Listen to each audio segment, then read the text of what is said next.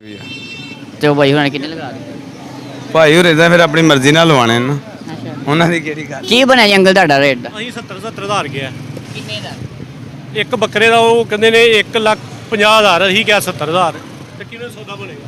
ਇਹ ਤੇ ਅੱਧੇ ਦੇ ਮੁਕਾਬਲੇ 'ਚ ਆ ਗਏ। ਉਹਨਾਂ ਦੇ ਦੇਣ ਨਾਲੇ ਨਾ ਸਾਡੇ ਦੇਣ ਨਾਲ ਅਸੀਂ ਤੇ ਰਕਮਾਂ ਖਰਚੀਆਂ ਨੇ ਨਾ। ਅੱਛਾ ਕਿੱਥੋਂ ਦੇ ਆਏ ਹੋ?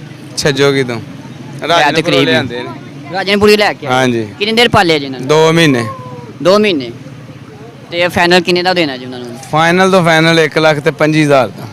1.25 ਲੱਖ ਰੁਪਏ ਦਾ ਅੰਕਲ ਜੀ। ਅਸੀਂ 80,000 ਦਾ। 10,000 ਰੁਪਏ ਵਧਾ ਦਿੱਤਾ ਉਹਨਾਂ ਨੇ। ਕੋਈ ਗੱਲ ਨਹੀਂ। ਨਹੀਂ ਨਹੀਂ ਭਾਈ ਹਾਂ, ਤੁਹਾਡੇ ਦੇ ਬੱਚੇ ਨਹੀਂ ਪਾਪਾ ਨੂੰ ਸਮਝਾਓ ਕੀ ਕਹਿੰਦੇ ਭਾਈ? ਭਾਈ ਨਾ ਤੁਸੀਂ ਹੀ ਕਰਨੀ ਹੈ। ਮੈਂ ਰੋਜ਼ੀ ਵਾਸਤੇ ਲਿਆਂਦੇ ਨੇ ਮੈਨੂੰ। ਕੋਈ ਗੱਲ ਨਹੀਂ। ਮੈਂ ਕਿਹੜਾ ਗੁੱਸਾ ਕਰਨਾ ਭਾਜੀ। ਇਹ ਤੇ ਤੁਹਾਡੀ ਆ ਚੀਜ਼ ਅੱਛੀ ਲੱਗੀ ਹੈ। ਅਲਹਮਦੁਲਿਲਾ ਕੋਈ ਗੱਲ ਨਹੀਂ ਭਾਜੀ ਕਿ